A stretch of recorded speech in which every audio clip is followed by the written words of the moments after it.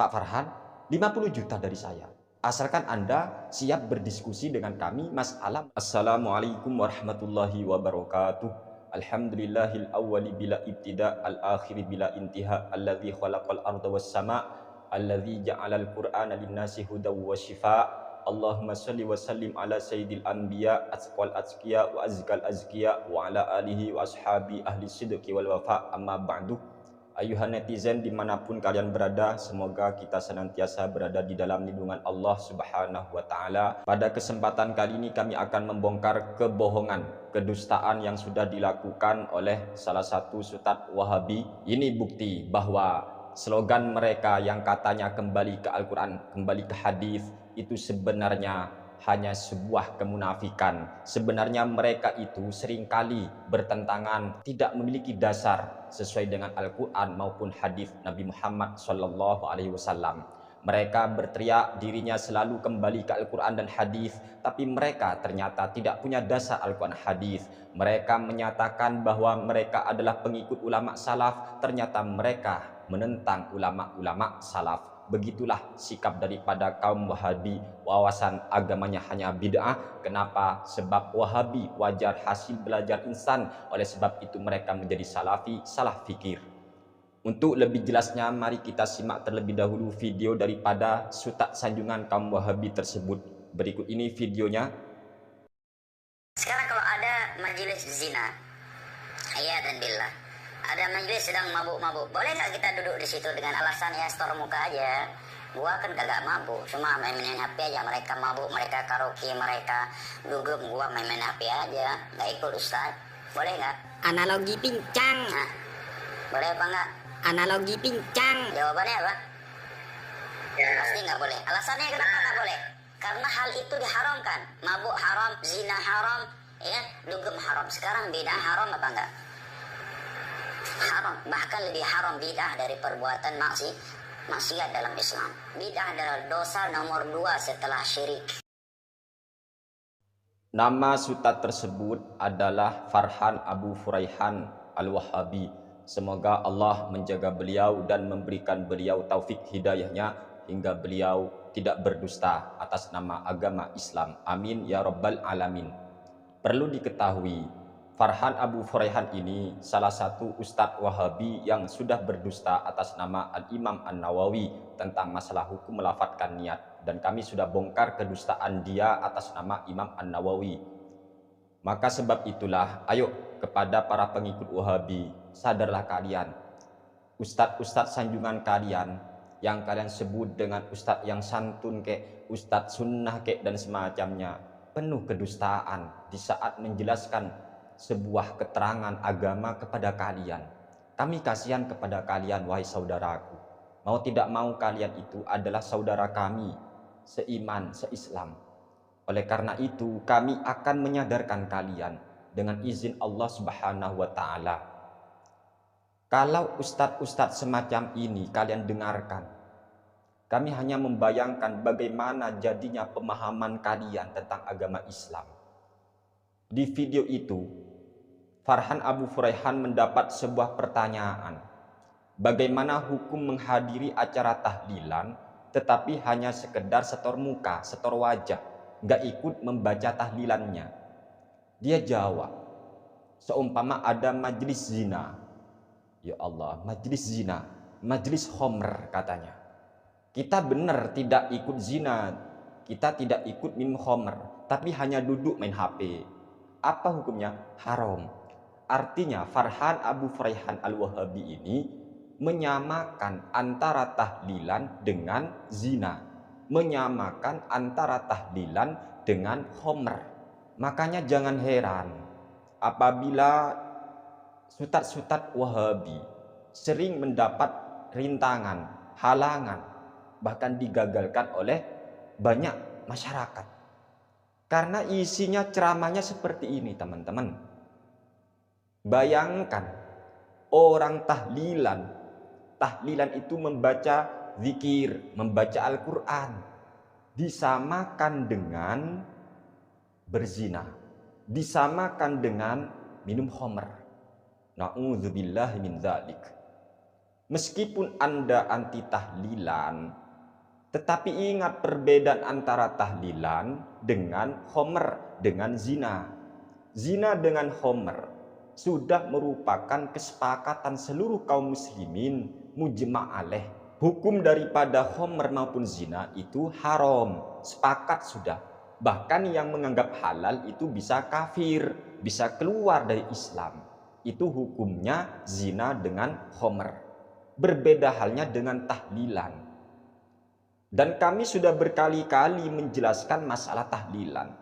Tahlilan itu ngaji Al-Quran ataupun zikir yang kemudian pahala Al-Quran tadi, bacaan Al-Quran tersebut maupun pahala daripada bacaan zikir kita hadiahkan kepada mayit.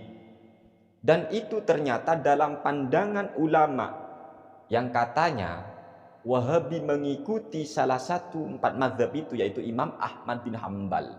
Pendiri Wahabi sendiri dalam kitabnya Ar-Rasail Syakhsiyah, Muhammad bin Abdul Wahhab, dia berkata, wa amma madhabuna fa madhabul imami Ahmad bin Hambal imami ahli sunnah. Madhabnya pendiri Wahabi itu adalah madhabnya Imam Ahmad bin Hambal.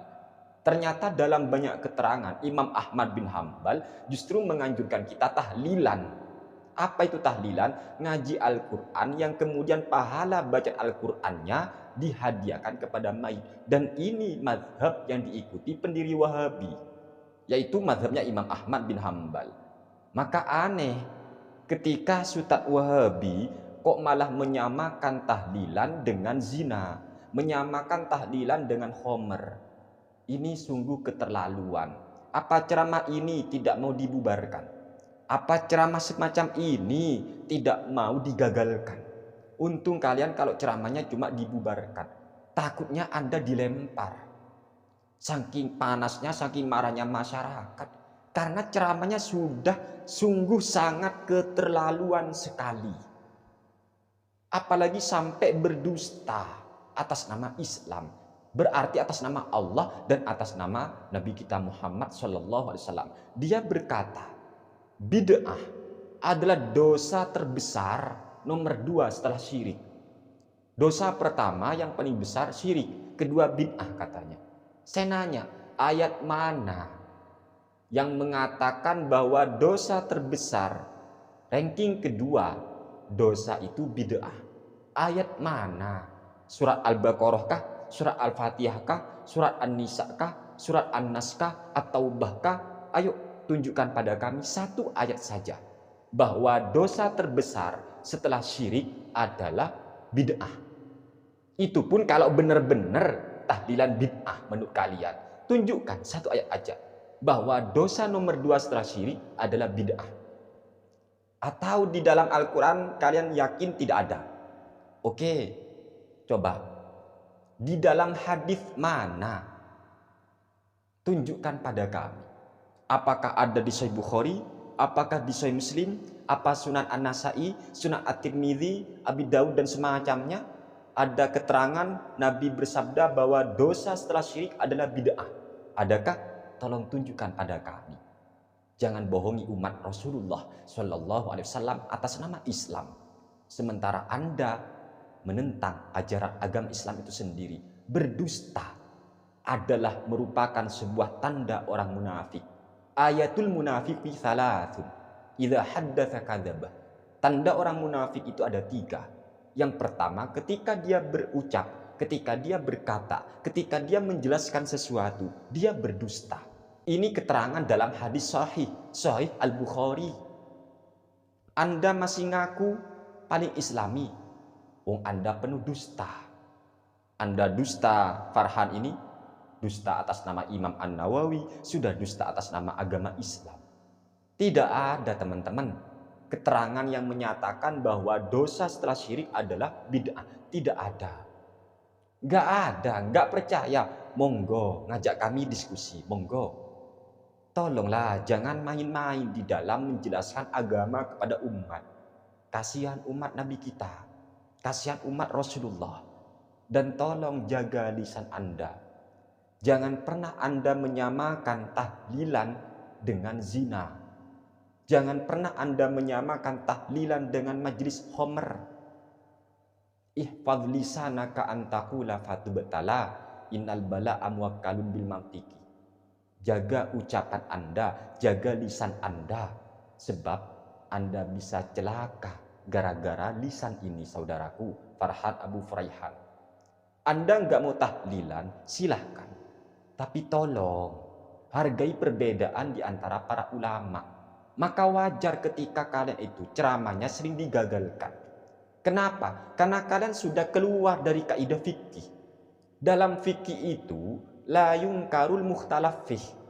Tidak boleh kita mengingkari sesuatu yang masih menjadi perselisihan di antara para ulama. Apalagi memberikan ataupun menghadiahkan pahala Al-Quran untuk mayit yang kita kenal, yang kita sebut dengan tahlilan, itu memang mukhtalaf fih.